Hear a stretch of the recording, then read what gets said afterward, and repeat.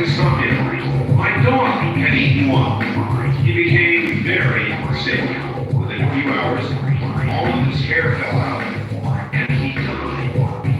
I'm scared of him. I tried angrily to hack at the plant with a machete, but its thorny vines are extremely tough. It's now growing back stronger and faster than even before. Nobody that I know has any idea what it is or what to do, and I'm on the verge of contacting the local authorities. God help us if the rest of these seeds should fall into the wrong hands. Bill in Seattle. That's incredible. Bill in Seattle, fax me your phone number. I want to talk to you on the air. I've never heard a story like this. It's horrible. And so please fax me your phone number and we'll talk to you. Here, I want to know more about this. I've got a whole lot more here. And I'll get to it as I can. I'll let you cover. I want to give you a brief report on the Roswell pieces. Fascinating. It's been almost 3 weeks, a month, that I received a letter and alleged pieces of crash debris from the Roswell crash back in 1947. And those pieces, by the way, or at least the first ones sent, are available to be seen. I took photographs of them. They're on my website. I'll tell you how to get those photographs in a moment, but let me tell you where we've come, the point to which we've come in the testing. It is with a prestigious scientist in the Midwest now. And with how, in all likelihood, is going to come on this program in order to give us a report. And who knows, it may still turn out to be some rational explanation. The man in the letter suggested parts were pure aluminum. In fact, the testing on the outside of the pieces proved to be exactly that. 999, whatever they call it, 9999, or 1100. People have said, well, they look like punch-outs pieces. They're not punch-outs. A large aluminum company verified that. When they measured pieces and weighed pieces, they did spectrography, electron scanning microscope, looked at the outside of the pieces and compared them solid. I then authorized a destructive test on one of the pieces because there was something strange. According to the size of the particles measured again and again and again now by these scientists, the pieces should have weighed, it was 97 kilograms or something like that, but in fact weighed 160 kilograms. Well, they then thought, okay, we've just tested the outside. Maybe it's a really bad apple. So I said, okay, fine, cut one open. They did. The test just came back today. Solid aluminum through and through. So the weight is absolutely possible. The weight of these parts is almost double what it ought to be. There is no rational explanation. They go through the set, aluminum all the way through. They are now looking at isotopes, trying to figure out if there's any possible way that there could be a rational explanation for this. Linda and the scientists are absolutely mystified. I've now authorized a second destructive test. The second pieces that I received, reportedly from the outside of the spacecraft, have now been received by the scientists. The testing on those is to begin tomorrow. Very odd pieces, layered, 40, 50 layers of metal with a charred outside. It looks like it was in a crash or a fire or re-entry or, who knows. But according to Linda, what began as something that should have been explained easily has now turned into a deep, deep mystery. So that's where we are, and tomorrow night we'll have Linda on and we'll see what she has to say. So there you go. Let us begin two-way talk radio. Anything that's on your mind.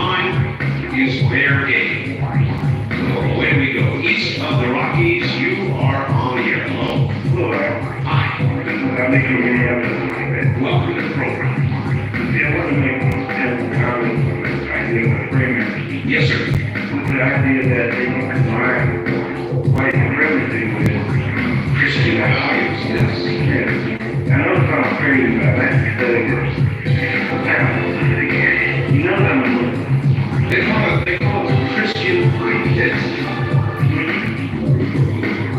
I mean, the whole thing doesn't make any sense. Well, think of it this way. Now, you know, in Islam, we believe that the idea of man being a god, being God, or son of God, part of God, you know, we don't believe in that. Now, I think that part of it is that if you have a man, one human person, who is maybe part of God, maybe in the Trinity, or the Son of God, now that means Jesus, probably Jesus. Now, if you look in church, I mean, hanging on church walls all over the place, you see Jesus as blue eyes, blonde hair, white hair. And as long as they can have an identity with Jesus, they can somehow kind of twist that and corrupt it. Say that our race has a special link with God because the Son of God was a man. Jesus, God, and the Trinity is a lady, and then we are. Jesus was light-haired, blue-eyed, white skin, so there you go. I mean, if you look at the Bible, it's like, it's not correct, it's not violent, what the Bible says, Revelation about people. But also, you know, it's interesting that Louis Farrakhan, who was somebody that we, the main group of Muslims who, we don't accept him at all, he's Bible, but that's what they have. They believe in a man who manifested as God. He's God manifested as a man who was black. And so that's what they get their idea of black. I think, I don't think this idea of all different things. The idea of a man having some special link to God is relevant. Humanity doesn't have. I think one of the main things of keeping racial supremacy alive. No, I think you're dead on the money, and I thank you for the call. I think you're right on. It just might be. One, I guess that's a natural thing.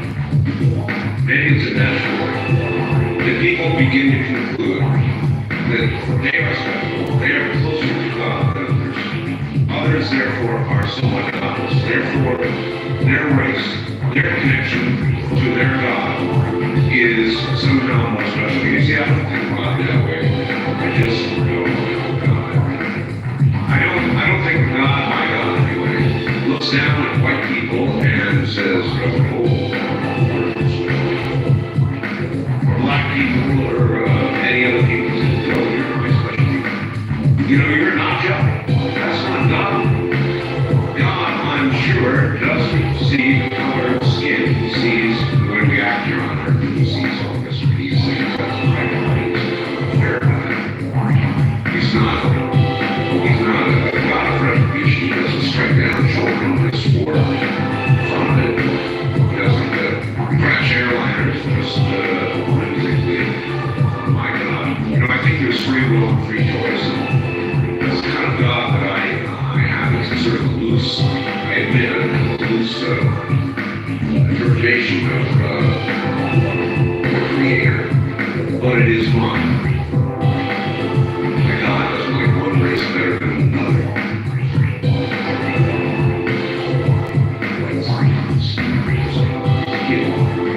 East of the Rockies are on the air. Going once. Yeah, speaking. All right, well, that's good. Now it's time to talk. Okay. What is your first name? My name's Corey. Okay, Corey. We don't screen call, so when I come to you, you're boom on the air. Okay. Where are you? I'm stuck in. Very good. And all I was going to say is how wonderful you are. And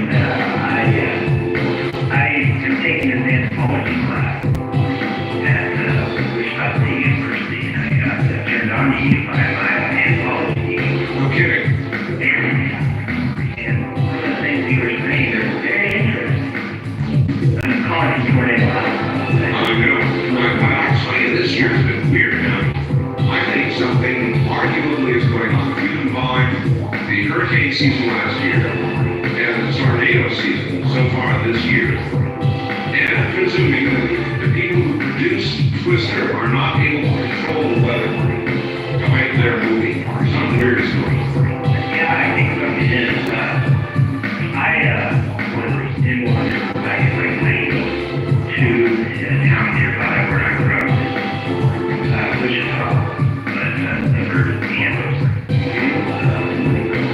Oh, yes. My did with their hearing aids.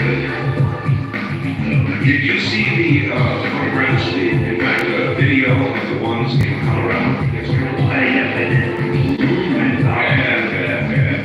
I just know they encourage Colorado. Well, they normally don't. That's part of what I was saying. Listen, this guy wrote a letter about the seed. Do you believe that? I don't know. I've never heard a story like this in my life. I find it hard to another thing I find it hard to believe is that one thing that goes around that you're talking about what is it called, the chupacabra, It is my mission in life to get people to pronounce that correctly. So follow me. Chupacabra. Chupacabra. Oh, there you go. Yeah. I went to your website the other night and I saw a picture of it, and it is definitely scary. Ugly. It is ugly. And almost evil. Yeah, and another thing I was thinking, I didn't last night, I didn't know about it was a live show, and Well, that's good. I was trying to call it and it didn't work. But I was going to ask that guy why tornadoes don't occur in big cities. Why, I mean, Well, occasionally they do, but it's it could be rare. I mean, why don't do they ever get, well, they do. The answer is they do occasionally. Well, they do, but why they hit like more farm towns way out in the middle of nowhere than big cities? Why do they hit trailer parks when they do anything from the magnetic French? Or maybe it's just the heat of the city gets off that when it was like or something. I mean, Nor would I, but I appreciate the question. We'll mull it over.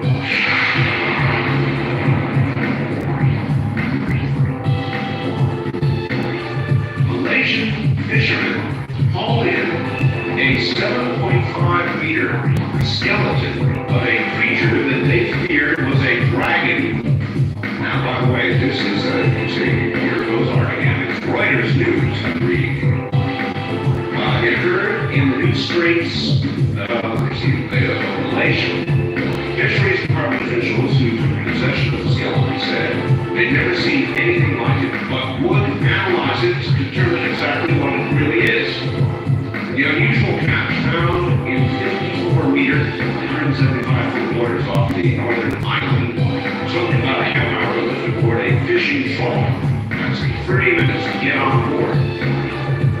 The captain said, well, we were shocked, didn't know what it was, thought it was a dragon, very scared, falling in, he said. The newspaper published a picture of the skeleton. I don't have photos. I do have, put it up for you, which appeared to resemble the remains of a dinosaur. About 10,000 people thronged the pier at the small port town of Kuala Kadal, KPAH, when word spread about the unusual catch. What's going on here? Chupacabras, dinosaurs, dragons being hauled up from the ocean. Do we have new creatures beginning to appear in the water? What's going on? West of the Rockies, you're on the air. Hi. Hello, Art. Hello. Oh, yes, by all means.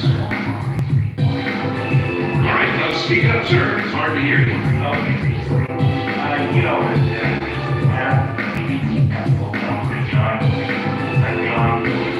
Each of them have specific weights. To say that maybe a part of galaxy or something like that, each of those have protons, neutrons, and matter have a little bit heavier weight, perhaps. That could make a difference. Well, maybe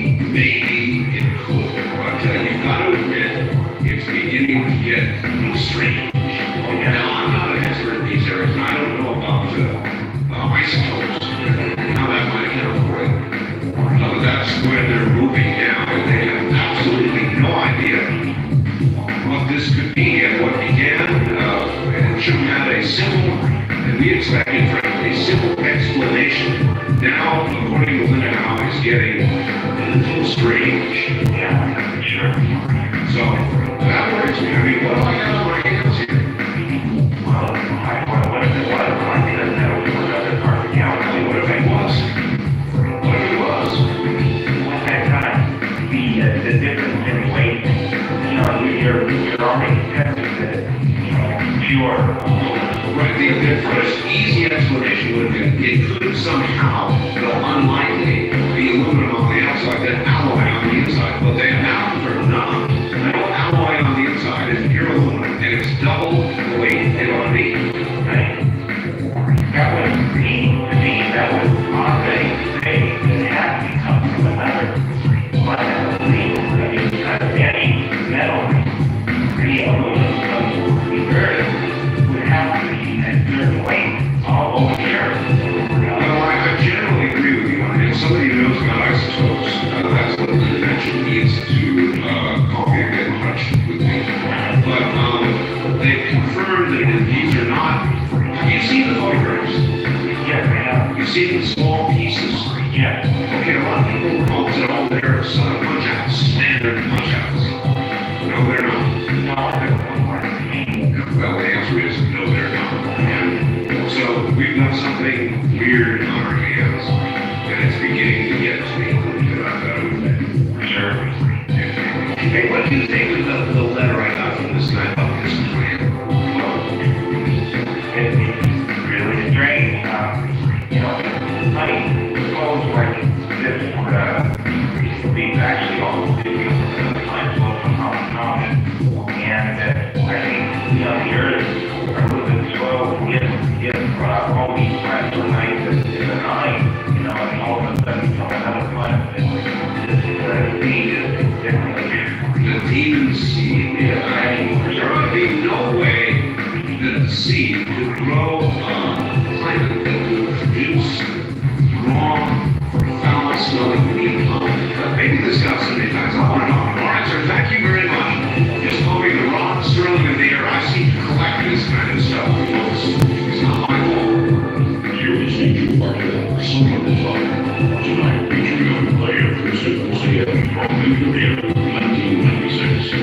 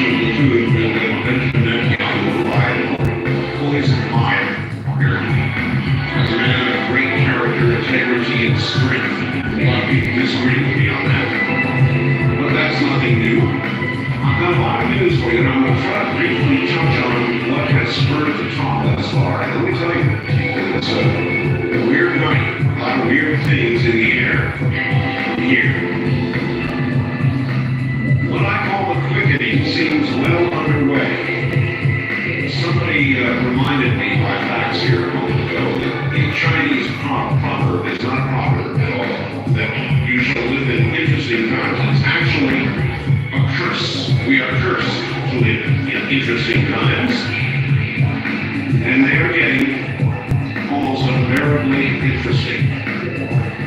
By the way, I just got facts from Major Dames. You know who he is? I'll tell you all about him. He was on Nightline not long ago, man, who participated in mind experiments with the government. Black Stop. Weird. And what he has to say is weird too. So Major, if you're out there, fax me a number where I can call you now. For the next 30 minutes, we'll read that fax in home. 2 stories from Texas, quick and stuff.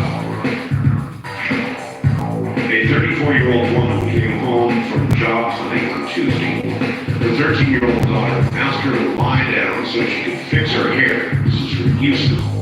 The girl combed her hair for a while, then pulled out a revolver, put it to her mother's forehead and fired. The mother's, of course, dead. The child apparently plotted killing for a couple of days, taking her mother's revolver from the trunk of her car and hiding it in their apartment. So this daughter sat there combing her mother's hair for 15 minutes, placed the gun to her mother's forehead, and shot her to death.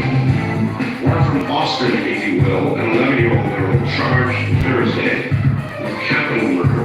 I said 11-year-old. In the beating death of a 2-year-old at an unlicensed home daycare center in Austin. Police there said the toddler was allegedly beaten to death last Friday with a blunt instrument. An autopsy later revealed the girl had suffered several broken bones and a ruptured liver in the beating. The 11-year-old is in custody. Dear Art, the quickening, I have to agree with you there. Things are spinning out of control, and soon we're going to see prophecy fulfilled at an alarming rate. Even more alarming than now. Well, I don't know about that, but there sure as hell is something weird going on. Did you see the photographs of Twisters, Eastern Colorado, Northeastern Colorado? Incredible. 1,000 homes destroyed, but a couple of days prior to that, near Louisville, no, excuse me, 1,100 homes destroyed or damaged. Twisters, absolutely out of control. I didn't know better, I'd say there is weather control, and the people who produce the movie are doing it, but of course, they're not. I read this to the audience the other day, and I'm going to read it now in view of the facts I just got from Flagstaff, Arizona. Scientists who study ancient climates are finding the climate in the most recent period in our Earth's history has been, quote, relatively more volatile than previously believed. It implies that, quoting, immense natural climatological catastrophes could come at any time. According to Daniel Moores of the U.S. Geological Survey in Denver, quote, we like to think of whatever climate we're in as normal. And our natural assumption is it will keep on being that way, but that's a very tenuous assumption. From SciTech, from Edward Dames, I believe Major Edward Dames, he just sent me the following minutes ago. Do you know who he is? He was on Nightline. Remember? He was on Nightline. ART, SciTech Technical Remote Viewing Data. The jet stream is beginning to shift and rift. In several years, it's going to sporadically drop down near the deck. Look forward to catastrophic weather changes and very dark skies within the next few years. 125 mile per hour microbursts and 300 mile per hour grazing winds pick up a lot of dust. I'll save the really grim environmental stuff for later. Keep up the good work, Rod. Respectfully signed, Edward Dames, President.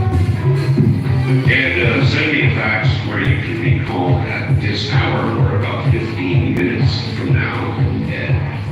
And we'll bring you up on the air and ask you about this news. Now, just briefly, for those stations joining us at this hour, an update on what I call Art's Parts. The alleged Roswell material. Well, you remember the last episode, we're having these tested, as you know, by scientists, reputable, highly placed, but unmentionable scientists. Can't even tell you where right now. They found it to be these pieces. You can see the photographs on my website, by the way. pure aluminum. Electron scanning microscope, spectrography, all confirmed the outside to be pure aluminum. Odd. Then they found that for the size, this particular aluminum strangely weighed twice what it should have weighed. It was 9999 aluminum, 1100 pure aluminum. But strangely, it weighed twice what it was supposed to weigh. So I authorized a destructive test on one of the pieces. They opened it up. I got a call from Linda Howe last night. Linda Howe, who, by the way, is acting as the middle person for me. And she said, Art, you're not going to believe what's going on. They did a destructive test on one piece, and the interior is also 9999 aluminum. There is no alloy. So we now have a situation where these strange pieces that purportedly came from Roswell, where there should have been a simple answer, there is not. The scientists are freaked out. Linda Howe is freaked out. They weigh twice what they had to weigh, and there is no explanation. Linda says they're looking in isotopes, whatever that means. I've now authorized a second piece to be destroyed, and that's going to be the last destructive authorization I give, but they needed it right away. There will be more tests today. But the scientists are scratching their heads. They can't figure out what they've got on their hands. I received yet another piece that has now been sent in for testing. They have received it. It allegedly comes from the outside of the craft, delivered to me by the same man, the same anonymous source that was mailed from Charleston, South Carolina, and the final letter also is on my website if you want to go there and take a look. My website address, by the way, is www.artbell.com. www.artbell.com.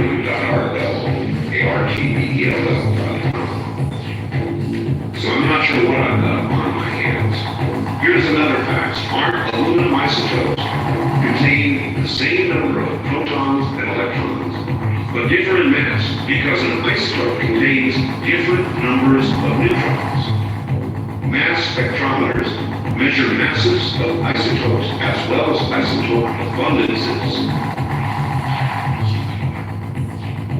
Some isotope ration analysis, or SIRA, takes advantage of the different chemical and physical properties of isotopes. We know deep space is composed of the same elements as Earth. Pulsars, stellar lighthouses, he calls them, exhibit the same properties as earthly elements. Yes, that certainly is true. And I don't know what I'm going to do with this stuff either. It turns out to be as weird as it seems right now. We've really got something on our hands. Part the high density of the aluminum might be due to an unusual crystal structure. This could be determined by X-ray diffraction. Somebody else sent me a fax saying the firing of the 3 Air Force officers today scapegoating the whole thing. They brought around plane crash and I tend to agree. The Freeman situation continues to worsen. The FBI is consulting an expert on apocalyptic cults, a biblical scholar. Same man who consulted at Waco in '93. He is Philip Arnold. He says this group is a Christian identity group, which, according to him, combines the tenets of, get this, white supremacy with Christian doctrine. How do you combine white supremacy with Christian doctrine? You've got to twist, it seems to me, pretty hard to get there from here. And I can never get there from here. Other odd news from Kuala Lumpur. Malaysian fishermen pulled in a 7.5 meter skeleton of a creature. This is Reuters news. A creature they fear is a dragon. The unusual catch found in 175 feet off the northern island of Langkawi. Langkawi, perhaps. Took a half hour, 30 minutes to get on board a fishing trawler. We were shocked. We had no idea what it was, and the captain thought it was a dragon, very scared when we were hauling it in. The newspaper published a picture of the skeleton, which I want, which appeared to resemble the remains of a dinosaur.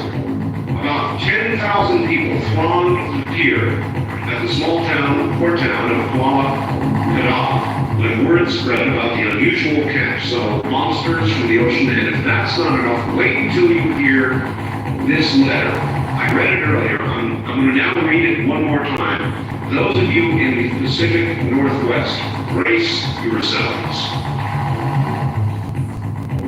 I'm going to read it verbatim. Dear Art Bell, my grandfather passed away a couple of months ago.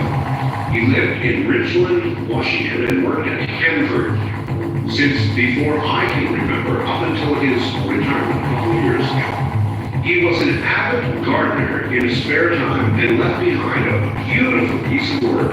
Every inch of his property was well tended. However, he also left behind something very disturbing. When my family and I went through his house one last time before it sold, I chanced upon a large metal chest that was hidden under some empty cardboard boxes in the basement. It was heavily locked. Thinking nothing of it at the time, I broke the lock and opened the heavy lid. The chest was completely lined with lead, and inside were several glass jars, sealed airtight. The jars contained a variety of ordinary-looking seeds. So, I took the whole chest home with me to Seattle. Now it gets weird. The next day, I planted just one single seed from one of the jars. The thing that grew from it has to be one of the most horrible things I've ever seen. It grew faster than anything I've ever heard of. Within a month, it occupied my entire backyard, choking out and killing all the other plants in its path with its creeping vines and broad, spiny leaves. It bloomed huge, grotesque flowers that smelled like rotting flesh. The bees ignored them, but the flies swarmed. Several days later, the blooms wilted and the plant started budding its terrible fruit. Fist-sized chunks of raw meat. Before I could stop him, my dog had eaten them. He became very sick. Within a few hours, all of his hair fell out, and he died. I'm scared, Art. I tried angrily to hack the plant with a machete, but its thorny vines are extremely tough. It's now growing back stronger and faster than before. Nobody that I know has any idea what it is or what to do, and I'm on the verge of contacting the local authorities. God help us, the rest of these seeds should ever fall into the wrong hands. Signed, Bill, in Seattle. That's pretty weird stuff, folks. And it just goes on and on and on. So we're in the middle of another, I don't know what you would call this, another flash of totally weird stuff as the moon grows full. All right, back to talk radio. That catches you up on just a little bit of what I heard, and you've got to admit, it's weird.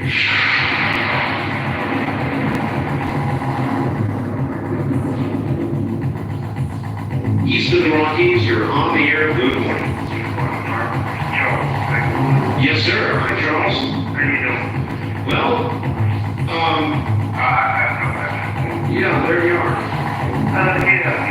What I was doing before, the only thing that I can come up with, I'm just thinking, I'm not an expert, but do you think it was forced or fell in a different gravitational environment than Earth or greater? Otherwise, I don't know. I mean, I don't know. all I know is what I've reported to you as they send me. Now, I'll tell you what I'm going to do, Charles. I think that I'm going to have Linda Howe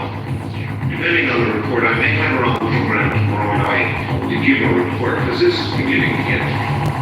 Yeah, I can feel about it. I mean, people think it's great to get this kind of thing, and it is at first, but it's becoming a serious burden. Yeah, you gotta be careful what you wish for. That's right, that's exactly right. Yeah, I'm sure that's what a lot of the Palestinians are probably thinking this morning. You know, they wanted to rule the peace process, well, now they've got their wish. Yeah. Okay, so one more thing about this freedom thing. I don't think I even call it still freedom now. It's just And this Christian identity thing, white supremacy and Christian values, I mean, it's all this still freedom and they can't even be their own compound. you know what I think they are? I think they're confused men, Yeah, and that's being kind. yeah, I think we gotta come up with another name. I think that's known. All right, thanks. Yeah, I agree with you completely. And confused men is what we ought to call them. Having said all that, you know, there's women, there's children in there, and I said this the other night, I'm going to say it again now. They can hear me, I know they can. We're covered more than any other radio program in Montana, and it's time to cut out the crap and come the hell out of there. I'm telling you right now, the FBI is beginning to get serious. They've moved the news people away. There's a reason for that. I'm sure they have set up the generator that gets set to cut power if they've not already done it. There's a reason for that too. You know, I think people lost your minds. Do you really think this is worth dying for? And if you do, then at least be men enough to send the women and children out. If you have decided you're going to fight this out, and it's going to be World War III Armageddon, personal Armageddon, then I'm telling you, get the women, get the children out of there, and then have your war, if that's really, really what you want. But if you're really men, free men, then you get the women and children out first. We'll be right back. You're listening to Hartwell Summer Talk. Tonight featuring a replay of Coast to Coast AM from May 30th, 1996.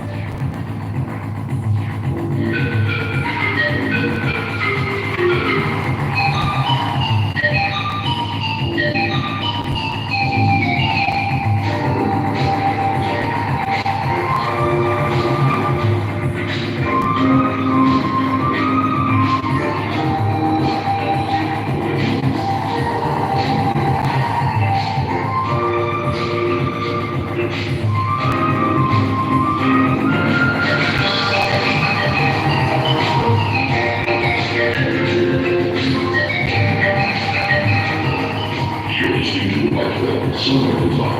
Tonight featuring a replay of Coast to Coast AM from May 30th, 1996.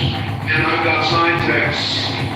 President Major Edward Daines on the line, and we're going to bring him up here in just a moment. Let me clear the commercial load so we get the half hour clear.